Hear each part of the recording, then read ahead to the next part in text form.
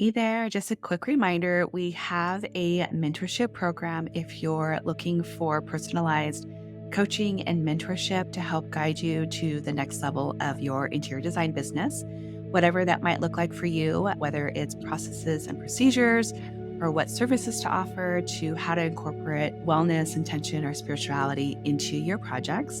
Come join us over at designcoven.com/join. Or if you're just in search to connect with other like-minded interior designers, you can join our free community, also located at designcoven.com/join.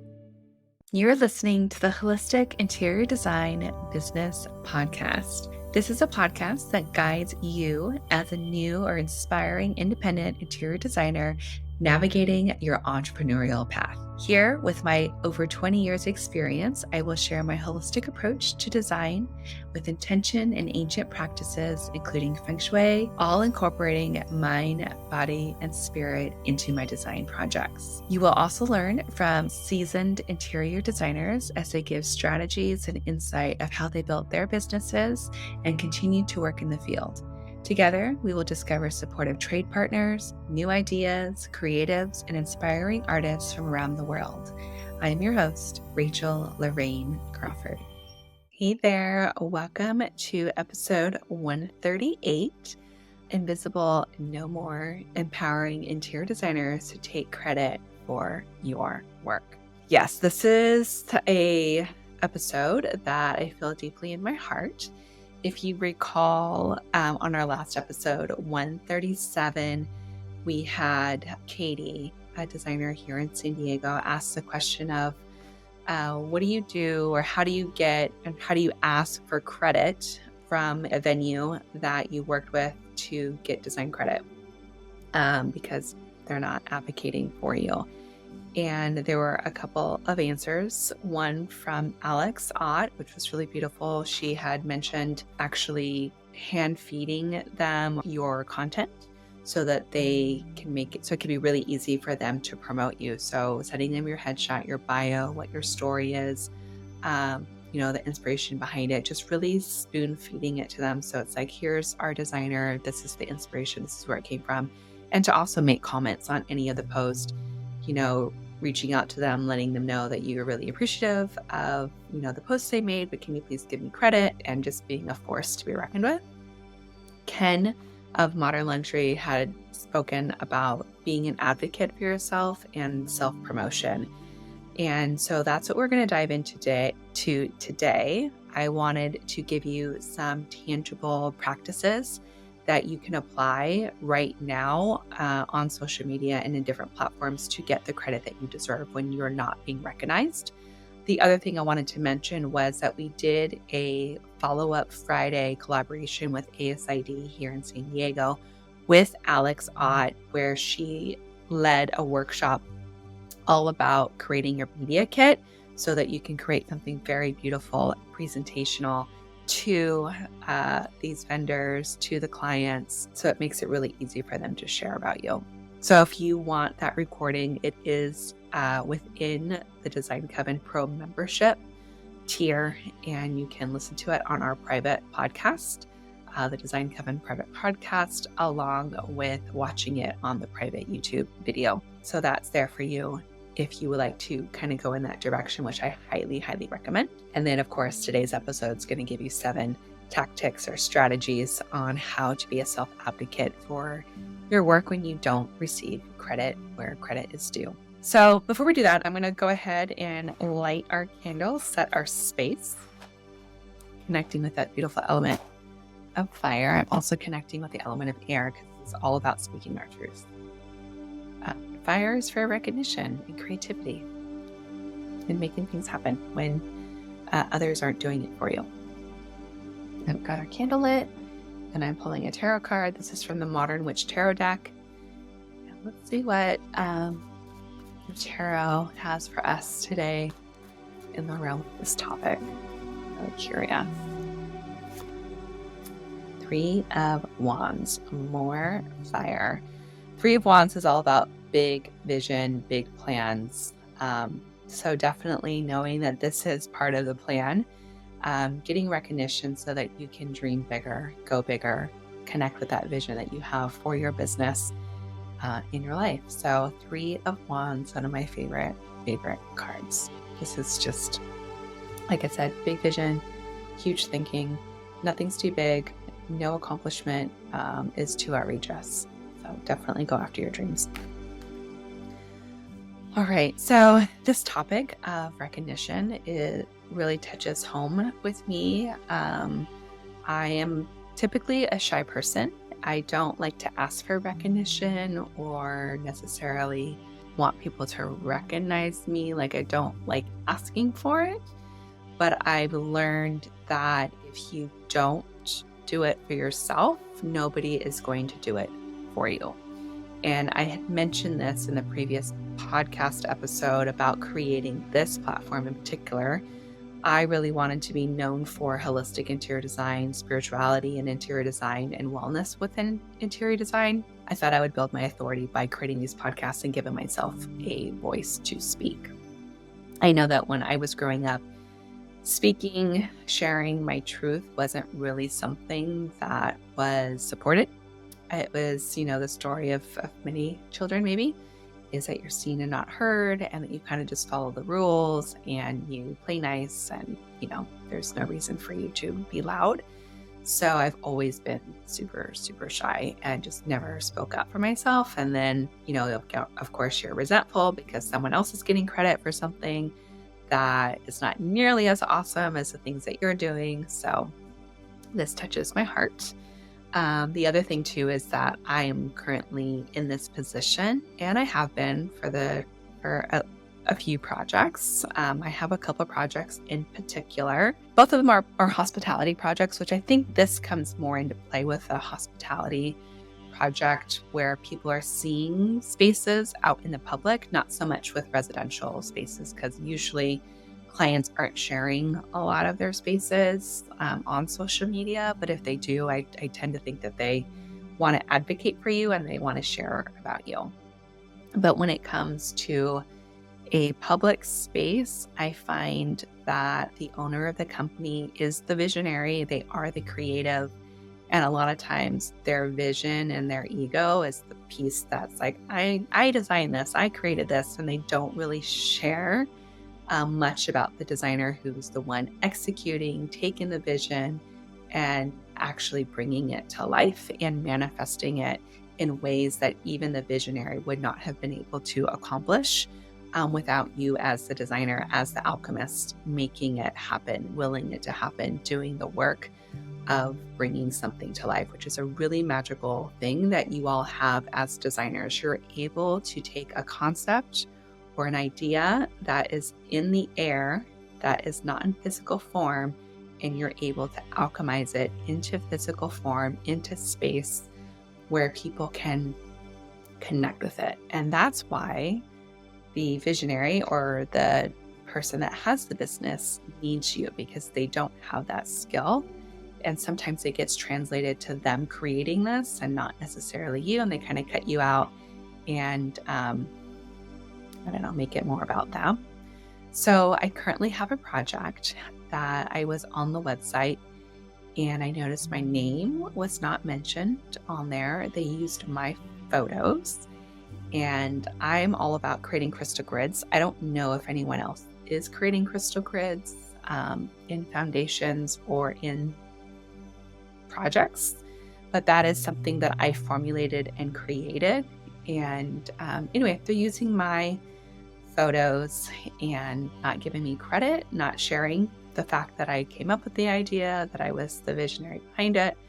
So I've been procrastinating in contacting them and just saying, hey, you noticed my photos are up, you're using them. I would love to, get credit on that. If you will please link to my website. Please note that I'm the designer, that I'm the one that plates those grids, that kind of thing. So after this episode, because obviously it's being aired, so now I need to walk my walk, and I'm going to have to reach out. And this has happened before as well with this project, where I was actually there doing an installation, and during one of their meetings, the owner of the company had said, "Oh, yeah, this is Rachel. She helped with, putting this together." There wasn't even like, "This is our interior designer. She created this space. She executed it. She created the grids." Like it was just like, "Oh, she's part of the design piece. She kind of helped." It was kind of just like an afterthought, and it wasn't really a highlight. And I felt that I was staring at them, so they felt like, "Oh, I should probably say something." And even when they said something, it was pretty crappy. I have another project where, I'm executing the vision and creating all these beautiful things, and nowhere on their social media am I receiving credit as a designer or even having part of the project, which is pretty hurtful, especially when I came in and kind of saved, what was going on and came in as a friend. And so anyway, so I will be applying these things to my own personal business. And so this, with Katie's question, it really just prompted like some things that were activating me inside. And so I thought it would be really helpful for myself to speak up for myself and to share these practices with you other designers, because I know I'm not the only one going through it. I know Katie's not the only one going through it. So yeah, that's where this episode came from. If you're feeling this way, please reach out and connect with me, connect with our group. All things are welcome and valid. So I wanted to go over these 7 strategies that you can do to get the credit that you deserve. And the first 3 is kind of in the before and during the design process.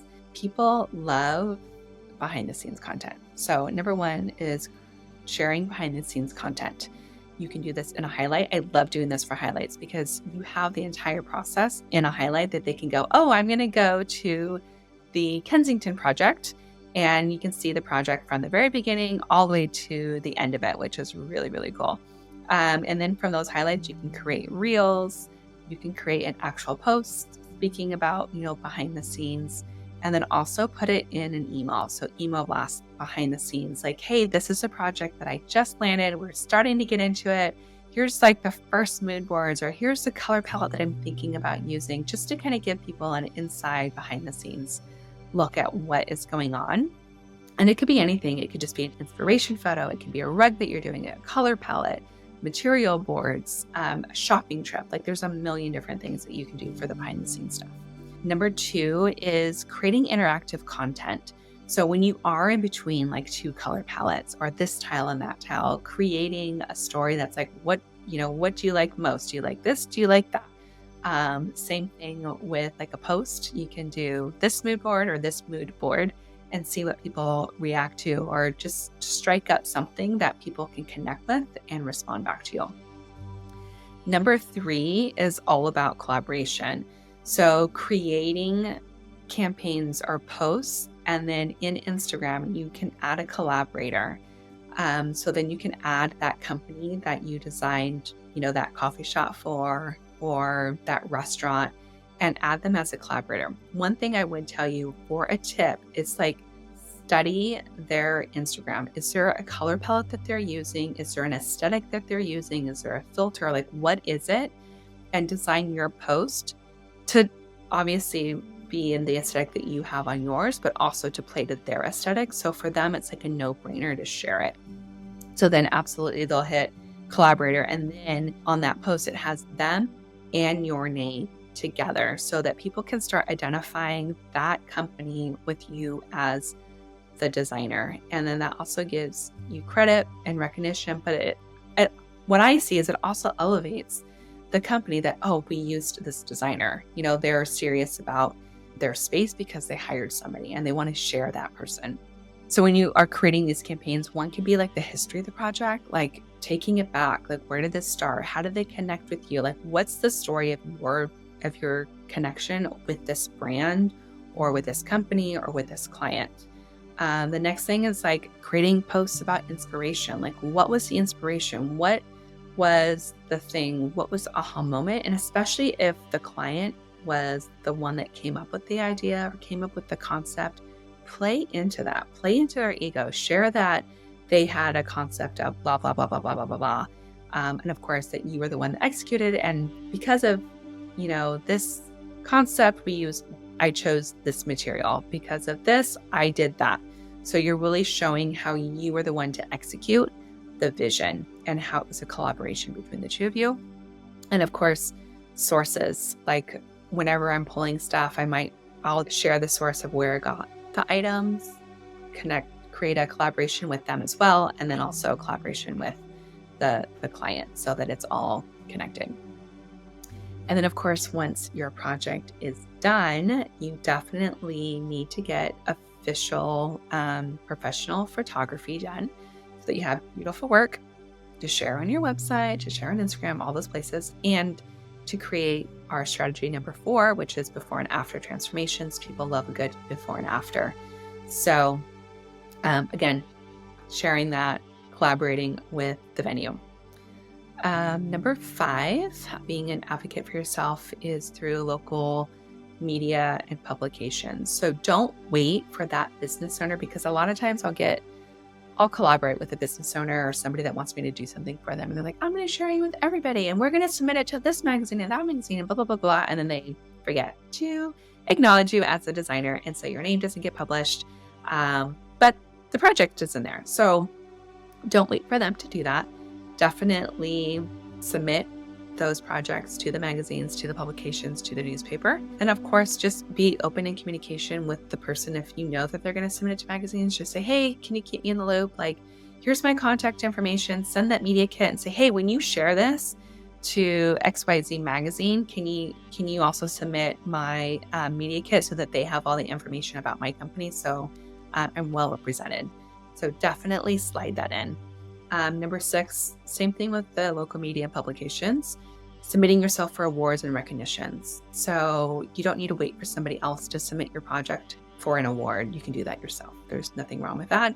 ASID has awards. There's all kinds of awards all over. I know here in San Diego, Orchids and Onions is a big thing with the San Diego Architecture Foundation. You can submit there. So don't be afraid to submit work for yourself. And if you are afraid to submit for yourself, you can always connect with another designer or somebody else to maybe submit work for each other if you really are that shy.